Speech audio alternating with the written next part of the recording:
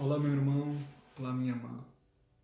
Que a paz e a graça do nosso Senhor Jesus Cristo seja com todos vocês, em nome de Jesus. Eu quero compartilhar uma palavra de Deus para a sua vida. Nós precisamos nos examinar. Nós precisamos meditar sobre alguns princípios importantíssimos. Quando nós analisamos o início da carta de Atos dos Apóstolos, nós encontramos então ali o início da igreja, segundo o relato de Lucas. Nós vamos encontrar então os primeiros discípulos, os apóstolos, sendo então revestidos da promessa do Espírito Santo. Isso promove então agora ali um grande avivamento em Jerusalém. Agora, multidões começam então agora a se converter. Homens e mulheres começam então agora a nascer de novo, a ser regenerados, a ser transformados. Agora então, homens e mulheres se tornam então agora participantes desse reino. Tornam-se então agora filhos e filhas de Deus, discípulos de Cristo, discípulos desse reino. Tornam-se então agora novos membros da igreja primitiva. E isso promove então agora ali um gigantesco avanço do reino.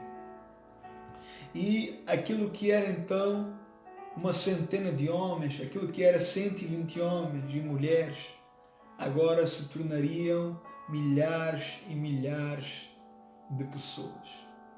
O cristianismo então ali estava de facto abalando e influenciando a sociedade.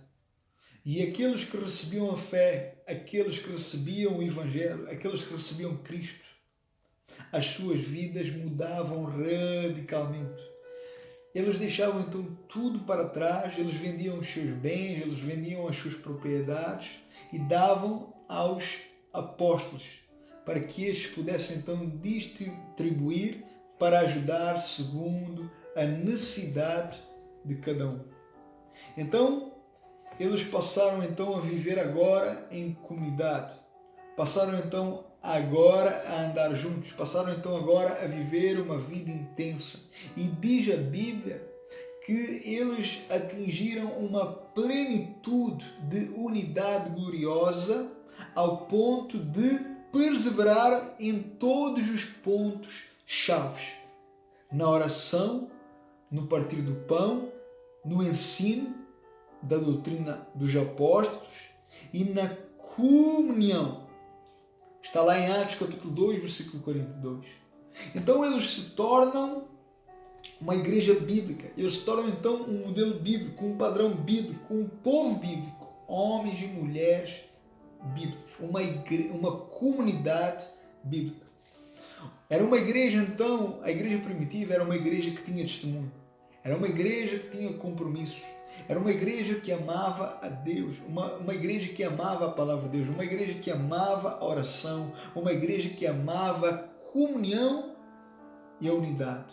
Uma igreja então que supria as necessidades uns dos outros. Logo não havia necessidades, porque quando havia necessidades, as necessidades eram então supridas. Eles se supriam uns aos outros, eles se ajudavam uns aos outros, eles se auxiliavam uns aos outros. Eles viviam em unanimidade, em unidade.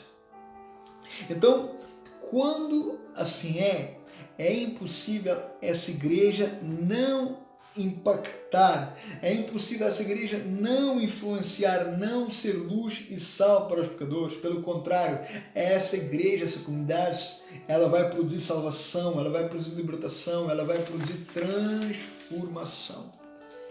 Atos capítulo 2, versículo 47, diz que o Senhor, que Deus acrescentava à igreja aqueles que seriam salvos, aqueles que seriam então alcançados.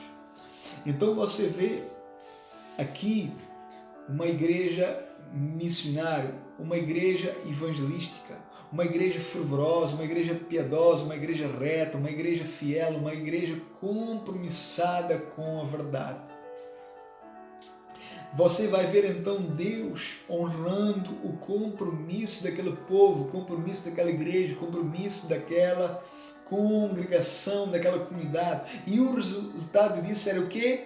Era a salvação de pecadores. O Senhor acrescentava à igreja aqueles que seriam salvos. Atos capítulo 2, versículo 47. Entretanto, você vai notar, você vai ver o papel de Satanás. Até ao capítulo 4 de Atos dos Apóstolos, tentando então derrubar essa igreja, tentando destruir essa igreja, trazendo então perseguição sobre a igreja primitiva. Satanás então ele fez com que os apóstolos fossem presos, ele fez então com que os discípulos fossem açoitados, ele fez então com que os discípulos fossem então intimidados, ele tentou que eles ficassem calados, mas quanto mais a igreja era perseguida, quanto mais a igreja era massacrada, quanto mais a igreja era caluniada e injuriada, mais a igreja crescia, mais o reino de Deus avançava. Louvado seja Deus por isso, louvado e glorificado seja Deus por isso. Então você nota que o diabo, até o capítulo 4, ele está então agora perseguindo a igreja. Porém, a partir do capítulo 5 de Atos, ele agora vai mudar a sua tática. Ele agora vai mudar então a sua estratégia. Então, o que é que ele faz? Satanás, ele agora decide pôr um casal dentro da igreja, no seio da igreja, para trazer danos, para trazer contenda, para trazer confusão, para trazer rebelião, para trazer divisão, para derrubar aquela unidade que atraía a glória de Deus, que atraía a presença de Deus. Porque até aquele momento Satanás não tinha êxito em suas tentativas de derrubar o Evangelho, de derrubar o cristianismo. Pelo contrário, cada vez mais a obra de Cristo, o Evangelho, a igreja crescia, pecadores estavam sendo justificados, regenerados, transformados e selados pelo Espírito Santo. Sendo assim, então, Satanás ele decide então pôr um casal dentro da igreja, Ananias e Safira. Um casal falso, um casal hipócrita, que ao ver então Barnabé vender sua propriedade e depositando então o valor da sua propriedade aos pés dos apóstolos, e com isso então ele ganhou certo reconhecimento.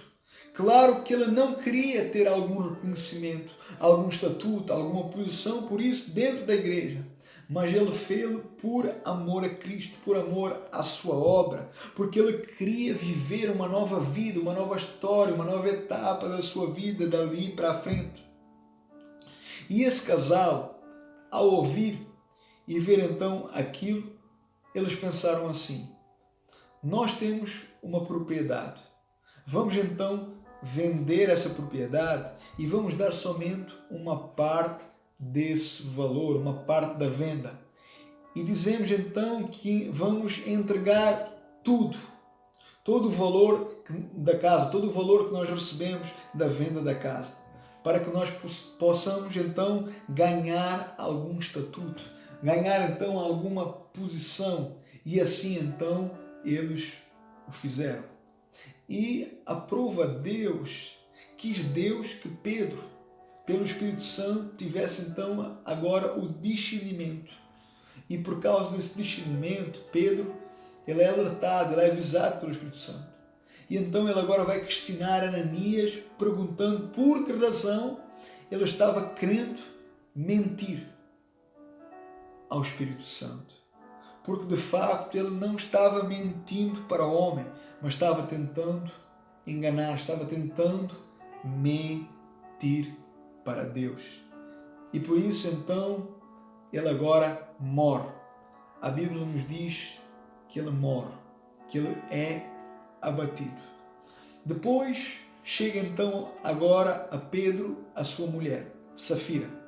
E Pedro vai então perguntar se eles realmente venderam a propriedade por aquele valor. E ela então, a sua resposta foi que sim. Ela acaba então indo agora na mesma direção que o seu marido, colaborando com a mentira, sendo conivente com a mentira. E por isso ela também iria ser então punida com a morte como o seu marido, como o seu esposo. Então você pode ver no capítulo 5 de Atos, no versículo 11, que aquele acontecimento de Ananias e Safira trouxe agora um grande temor e tremor sobre a igreja. Trouxe agora temor e tremor sobre a sociedade. As multidões, as pessoas, os pecadores, agora tinham medo de ir para a igreja, de fazer parte da igreja, de fazer parte da congregação, da comunidade dos primitivos.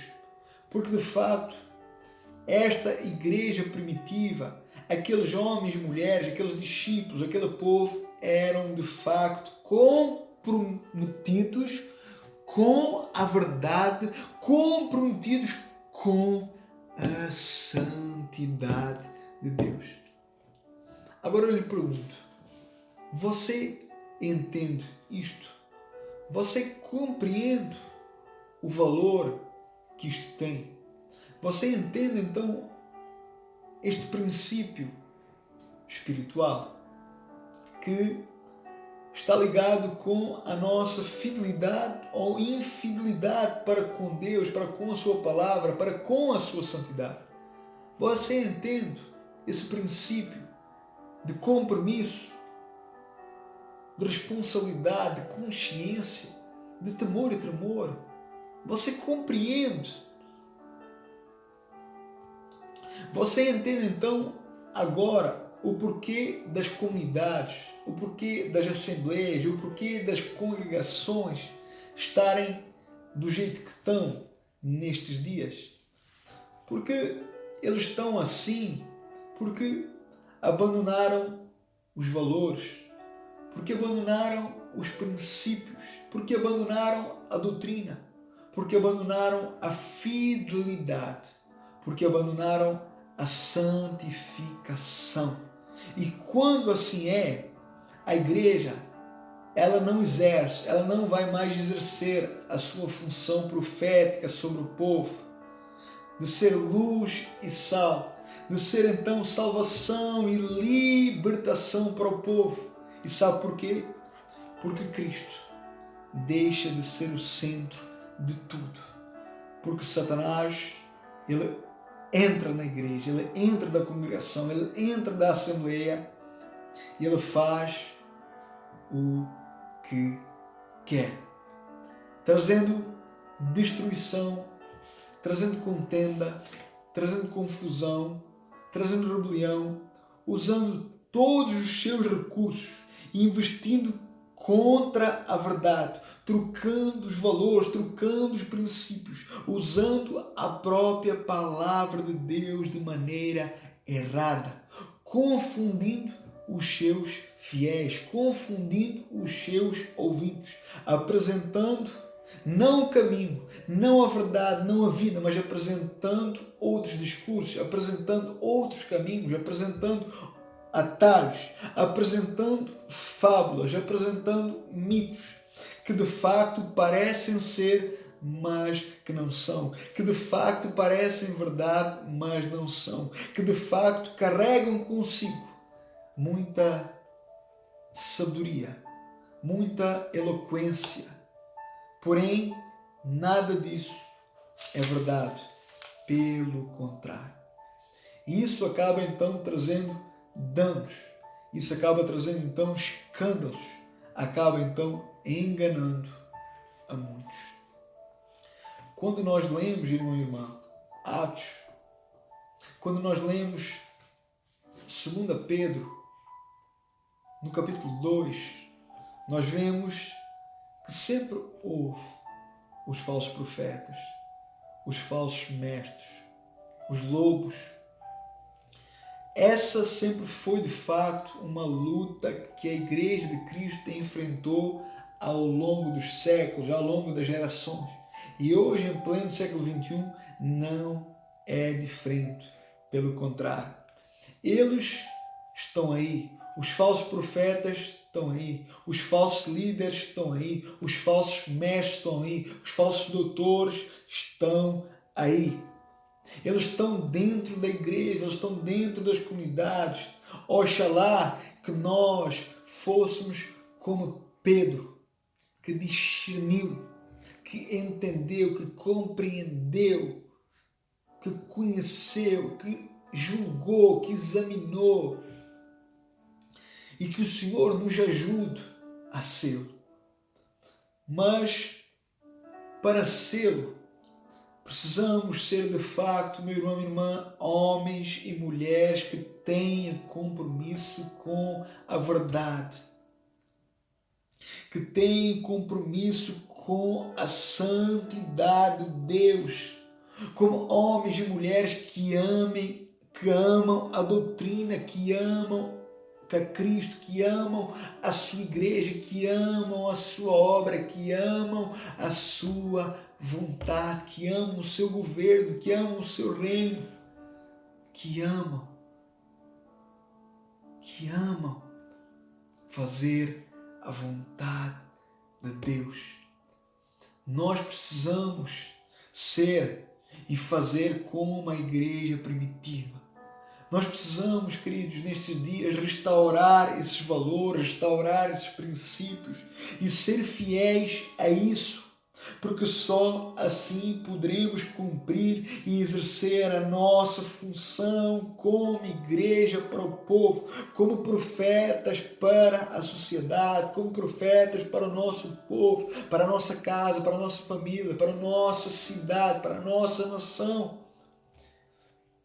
A minha oração nesta noite é que o Senhor Ele possa nos ajudar, que nós sejamos comprometidos com estes valores, que ninguém nos iluda, que ninguém nos engane, que estejamos firmes na palavra de Deus, que sejamos homens e mulheres de um livro só, que é a palavra de Deus, a Bíblia, que nós possamos embasar, fundamentar a nossa fé, as nossas convicções cada vez mais na palavra de Deus, buscando exaustivamente, desesperadamente por Cristo. Peçamos ajuda e auxílio ao Espírito Santo, que Ele venha inflamar os nossos corações, que passemos então dos discursos para uma busca constante, na fervorosidade do Espírito e na fidelidade para com a oração e para com a palavra de Deus, para com os princípios que Deus decretou para o seu povo.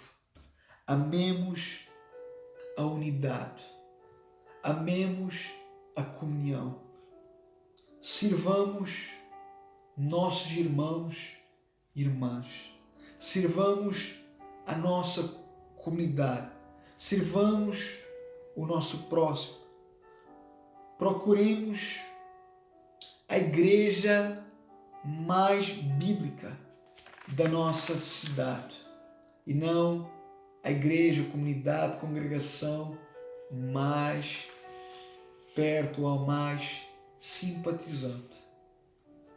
Procuremos a orientação de homens bíblicos, de líderes bíblicos. Queiramos e venhamos desejar ser cuidados por verdadeiros homens de Deus, por verdadeiros varões de Deus, por pessoas que nós possamos odiar elas no momento, porque essas pessoas elas não nos vão apresentar aquilo que a nossa carne, aquilo que os nossos ouvidos querem ouvir, mas que nos darão o alimento sólido, os quais nos apresentarão a verdade, a qual a nossa carne odeia, a qual o homem odeia, a qual Satanás faz de tudo para que nós não venhamos ouvir, entender e compreender, porque a fé vem pelo ouvir e o ouvir vem pela palavra de Deus. Sejamos zelosos para com as coisas de Deus. Sejamos zelosos, seja zeloso pelo seu pastor. Seja zeloso por esse homem de Deus, por essa mulher de Deus que Deus colocou na sua vida, que Deus colocou perto de si. Seja zeloso por esse homem de Deus que Deus colocou na sua vida para lhe instruir, para lhe ensinar, para lhe direcionar, para lhe corrigir. Ame esse homem, porém, em nenhum momento coloque a sua fé nele, porque esse homem, esse líder, esse pastor, ele também é falho, ele também falha, ele também erra, ele não é perfeito. Pelo contrário, ele é imperfeito, ele vai falhar, ele vai errar. E a qualquer momento ele pode cair, porque a gente vê isso na Bíblia. Todos nós não estamos livres de cair, todos nós não estamos livres da queda, de esfriar, de nos desviar. E quando nós colocamos a fé no homem, e se esse homem cai, se esse homem perece, se esse homem padece, nós acabamos também por naufragar na fé, porque os nossos olhos, a nossa mente, ela não está centrada em Cristo, mas no homem, no nosso líder. Então, reflita sobre isso. Faça o seu melhor. Queira ser melhor a cada dia, a cada momento, a cada situação, a cada circunstância. Que o Senhor, Ele nos ajude. Que o Senhor, Ele possa nos despertar. Que Ele venha abrir, meu irmão e irmã, o nosso entendimento e que haja de facto uma conscientização de tudo isto que foi falado e que isto venha produzir temor e tremor sobre os nossos corações e que isso venha frutificar e que o resultado desse fruto, da frutificação, seja então nós aplicando tudo isto, nós aplicando todas estas verdades na nossa vida cotidiana, na nossa vida diária, na nossa vida dia após dia. Que o Senhor nos ajude, que nós possamos completar a carreira, guardar a fé, que nós sejamos de facto um povo santo, um povo que busca fazer a vontade de Deus, que busca exercer a vontade de Deus, que nós possamos não desprezar, não negligenciar a palavra de Deus, os princípios de Deus, os valores de Deus. Amém? Que Deus possa abençoar a sua vida e que nós possamos estar vigilantes, atentos, alerta a todo o tempo. Amém? Deus abençoe a sua vida poderosamente e ricamente. Partilhe este vídeo. Em nome de Jesus. Deus abençoe.